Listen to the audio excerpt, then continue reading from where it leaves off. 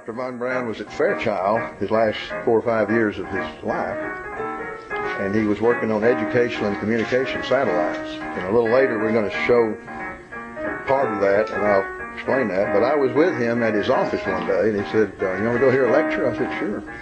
So we went over to Johns Hopkins Applied Research Lab, and he gave a great lecture on educational and communication satellites because that's what he was working on.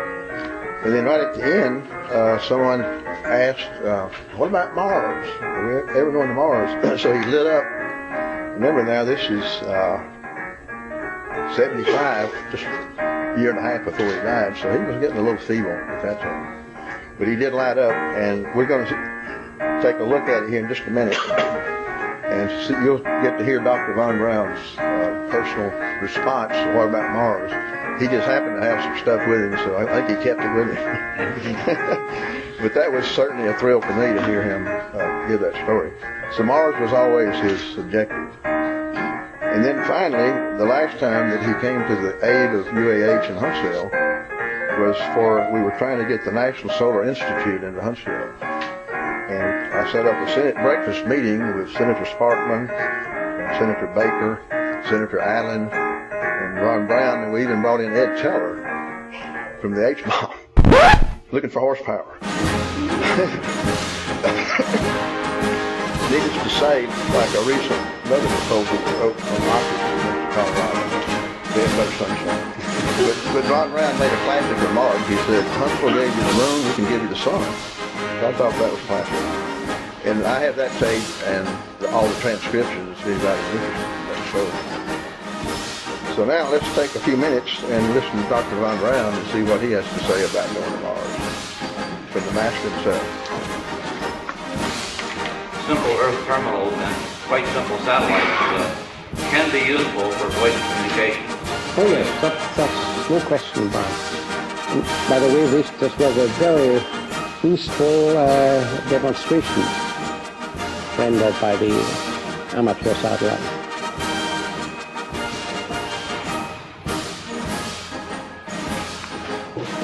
When do you see man go in some other body other than the moon?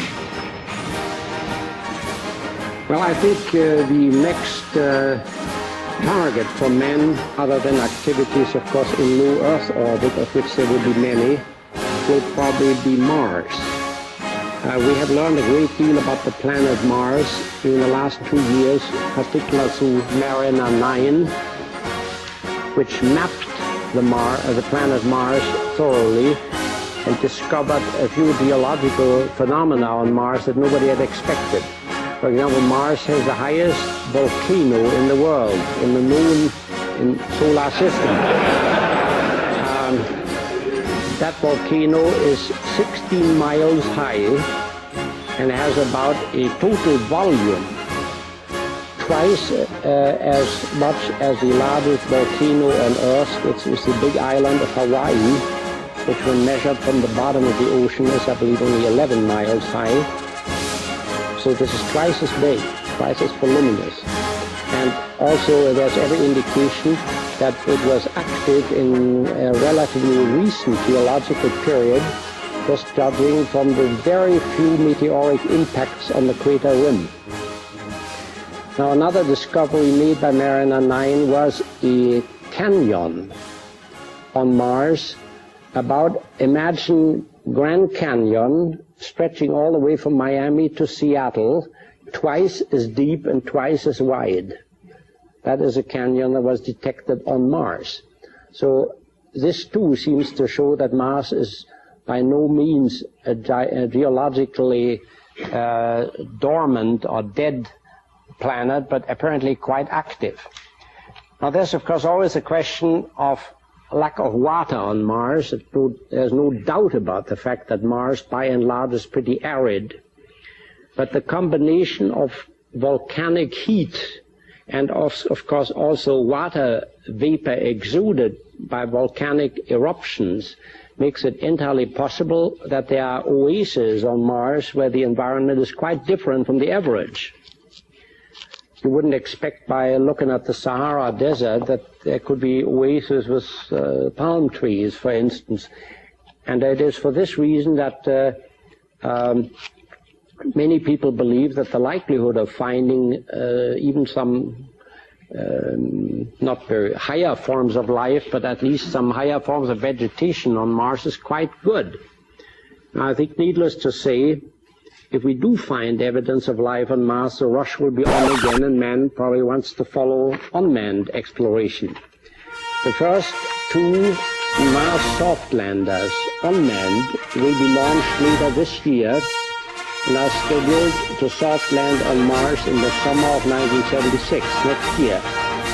So about a year and a half from now, we will be able to answer the question far more succinctly whether man will probably go to Mars. Let me say this, we made a study in NASA while the Apollo program was still alive on how we would send a man to Mars with modern technology, and a scheme emerged that looked something like this. You would build two interplanetary spaceships in a low Earth orbit, from parts flown up there with a shuttle, modularized parts that are stuck together in Earth orbit. You would, of course, also fuel these two interplanetary spaceships with propellant brought up by the shuttle. These ships would have a nuclear rocket engine. NASA had developed jointly with AEC a nuclear reactor engine that is essentially a reactor that operates at 5,000 degrees with a lot of channels leading through the reactor through which you pump liquid hydrogen. The hydrogen is heated up to 5,000 degrees and then simply permitted to expand through a convergent-divergent nozzle. The exhaust velocity is about twice as high as that of a combustion hydrogen-oxygen engine, such as employed in the upper stages of Saturn V. So it's really a very fuel-economic system. And this nuclear rocket engine, one in each of these two interplanetary ships, would go through several maneuvers. One, drive the ship out of Earth orbit on a trans-Mars trajectory. Then there would be a free coasting period, several months, by the way, going to Mars. Then the second maneuver would be the capture maneuver of the ship into a circummarching orbit. And the two ships would remain in that circummarching orbit, pretty much like we kept the Apollo Command and Service module in orbit around the moon, and made the landing with a separate LEM vehicle. You remember how it was done in Apollo.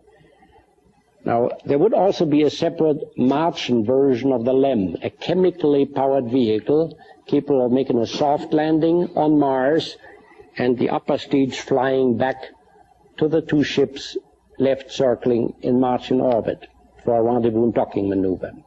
And this Martian LEM would then be abandoned, and the return flight would be conducted with the nuclear-powered ship again. There would be a third power maneuver driving the ships out of the Martian orbit, and finally a fourth maneuver capturing them back into the Earth's gravitational field, from which the crew would be recovered again with a shuttle.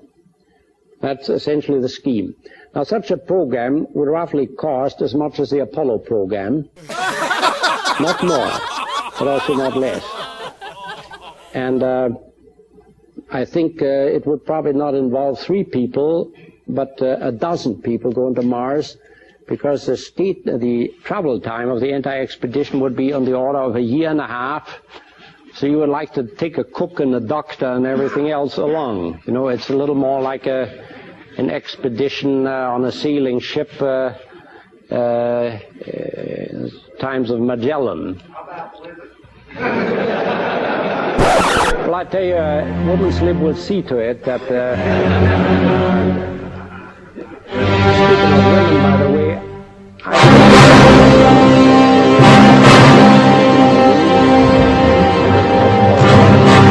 scientists and first people being born